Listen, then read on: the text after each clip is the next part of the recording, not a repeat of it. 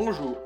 Très populaire en Argentine et au Brésil, la picanha de bœuf est issue de la pointe du rhum sec, que l'on appelle aussi aiguillette du rhum sec côté queue, et tient sa réputation grâce à l'excellence de son très bon gras. En effet, véritable magret du bœuf, la puissance gustative de la picanha de bœuf, ici de Cimental, est due à son épaisse couche de gras externe et à sa chair magnifiquement persillée qui libère de délicieuses saveurs à la cuisson.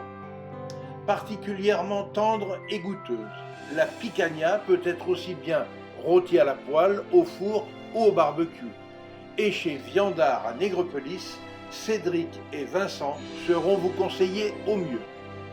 Sans oublier que nous sommes en pleine saison de la tuberestimum, et voici donc un mariage réussi avec une belle truffe d'été, sélectionnée par Jean-Luc Clamins de la maison Gaillard Truffe à Caussade en Tarn-et-Garonne, et une aubergine blanche de chez Mylène Bess et Jordan Coquille, producteurs de légumes de plein champ sur la commune de Réalville, également en Tarn-et-Garonne. Pour la réalisation de ma recette, j'ai commencé par tailler l'aubergine blanche en rondelles épaisses que j'ai mise à cuire à la vapeur, assaisonnées de fleurs de sel et de piment d'Espelette avant de les réserver au chaud. Concernant la cuisson de la picanha, j'ai tout d'abord quadrillé sa peau au couteau, ce qui permet à la chaleur de pénétrer de manière uniforme la chair au moment de la cuisson.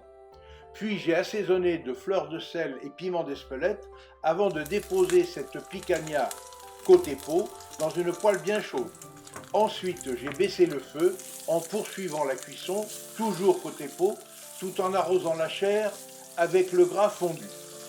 Puis, après avoir retourné la picanha pour la cuire côté chair en veillant à une cuisson bleue, j'ai retiré cette belle viande du feu tout en la maintenant enveloppée au chaud durant 5 à 8 minutes afin qu'elle se détende parfaitement avant de la trancher.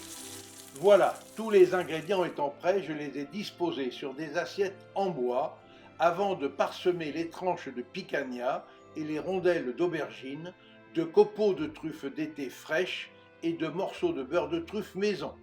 Puis nous sommes aussitôt passés à table pour nous régaler de ces sublimes accords de saveurs.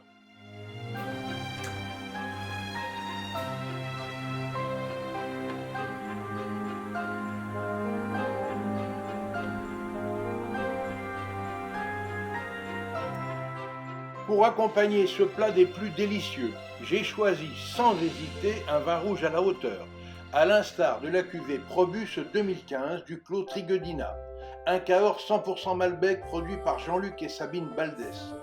Un vin à la robe sombre, riche et équilibré, au nez intense de cassis, de pruneau, avec des notes épicées et délicieusement long en bouche. Bref, cet accord mets et vin fut absolument parfait. Et n'oubliez pas, pour suivre facilement mes recettes et nos reportages, abonnez-vous à notre chaîne Escapades et Découvertes TV. Vous y découvrirez aussi nos accords mets et vins. Et notez bien que l'abonnement est gratuit. Et surtout, obligez-vous à faire travailler les producteurs locaux de vos régions. Vous participerez ainsi à la sauvegarde des artisans du goût français.